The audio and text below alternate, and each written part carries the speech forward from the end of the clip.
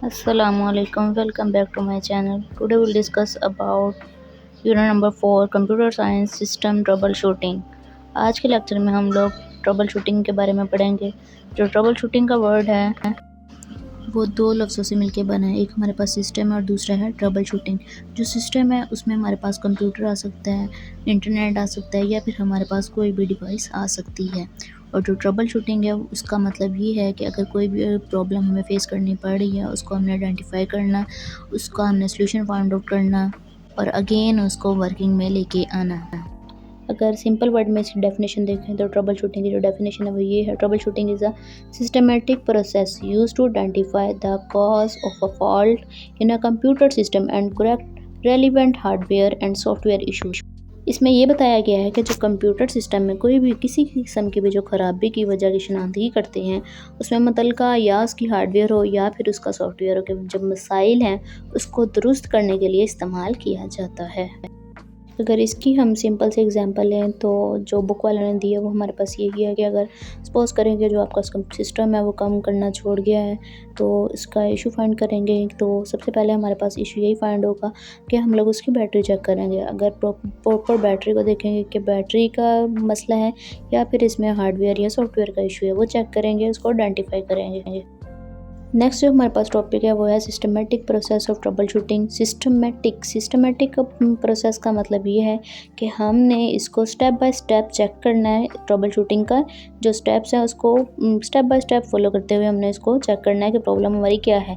Number 1 पे जो हमारे पास सबसे पहले जो इसका जो पॉइंट है वो है आइडेंटिफाई प्रॉब्लम को आइडेंटिफाई करना, उसकी शनाख्ती करना कि हाँ भाई इसमें मसला क्या है, किस वजह से इसके अंदर प्रॉब्लम आई है। फिक्स प्रॉब्लम को चेक करना, इसका मतलब ये है कि हमने उसको रिकॉग्नाइज़ करना है, ठीक है।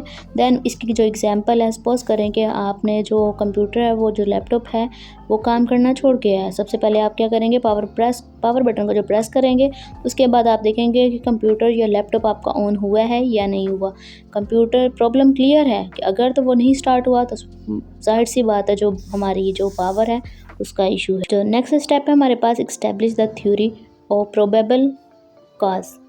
इसमें हम ये देखेंगे कि हाँ अगर हमारी जो प्रॉब्लम है वो आइडेंटिफाई हो गई है तो हमने नेक्स्ट स्टेप देखना है कि इसमें जो काजेज़ है, वजह क्या बनी है, इसको जो ख़राब हुई है हमारी या हमारी हार्डवेयर का इशू था तो उसका वजह क्या बनी है, उस चीज़ को फाइंड आउट करना है हमने। देन फॉर एग्ज़ाम्पल जैसे कि हमारा जो लैपटॉप है वो ऑन नहीं हुआ तो पॉसिबल ये है कि इसकी जो बैटरी है वो डेड है या इसकी जो पावर कोड है उसमें कोई फॉल्ट होगा या इंटरनल जो हार्डवेयर इशू है उसमें कोई मसला होगा। नेक्स्ट स्टेप है हमारे पास test the theory to determine the cause. After establish a theory की एक्स्टैब्लिश के बाद हमने ये चेक करना है कि जो हमारे पास इसका रिजल्ट निकला है वो क्या ट्रू है या वो फॉल्स है। हमारी जो स्टेटमेंट निकली है मींस कि बैटरी डेड है, वो जो एरर हमने फाइंड आउट किया वो सही है या फिर वो गलत है।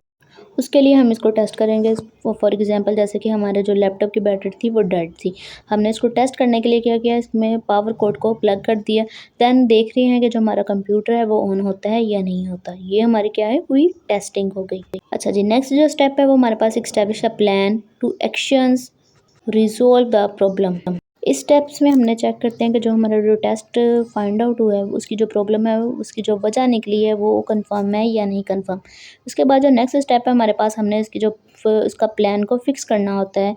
इट्स मीन इसका मतलब ये है कि हमने डिसाइड करना होता है कि हमारा जो सॉल्यूशन है उसको उस सॉल्यूशन को फिक्स कर देना होता है और उसको रिजॉल्व करने के लिए एक कोई प्रॉपर प्लानिंग करनी होती है। फॉर एग्जांपल जैसे कि बैटरी क्या थी, डेड हो गई थी और इसका जो एक्शन है वो माइट भी पॉसिबल कि हम लोग उसकी जो बैटरी है उसको रिप्लेस कर देंगे या फिर उसके विदाउट बैटरी को रिप्लेस किए हम वैसे ही उसको प्लग इन करके ऑन अपना काम कर लेंगे। नेक्स्ट हमारे पास स्टेप है इम्प्लीमेंट द सॉल्यूशन।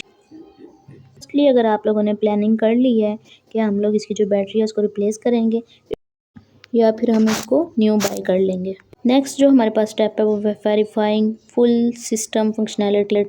इस स्टेप में हम ये चेक करते हैं कि हमारी जो सॉल्यूशन है वो फुली इम्प्लीमेंट होने के बाद हमने उसको चेकआउट करना है कि जो हमारी प्रॉब्लम है वो रिजॉल्व हुई है या फिर वो नहीं हुई, क्या हमारा जो सिस्टम है वो प्रॉपर वर्क कर रहा है या नहीं कर रहा। फॉर एग्जांपल हमने जो बैटरी है उसको रिप्लेस कर दिया, हम चेक करते हैं जो हमारा कंप्यूटर है या लैपटॉप है वो प्रॉपर वर्क किया है उसने या नहीं किया।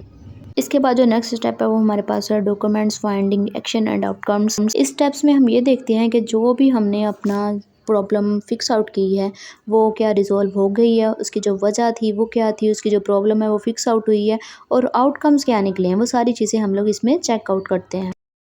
सो स्टूडेंट्स, अब जो चीज़ आप लोगों ने याद करनी है वो सबसे पहले हमारे पास इसकी डेफिनेशन आ जाएगी सिस्टम ट्रबल शूटिंग की, वो मैंने अंडरलाइन कर दी हुई है।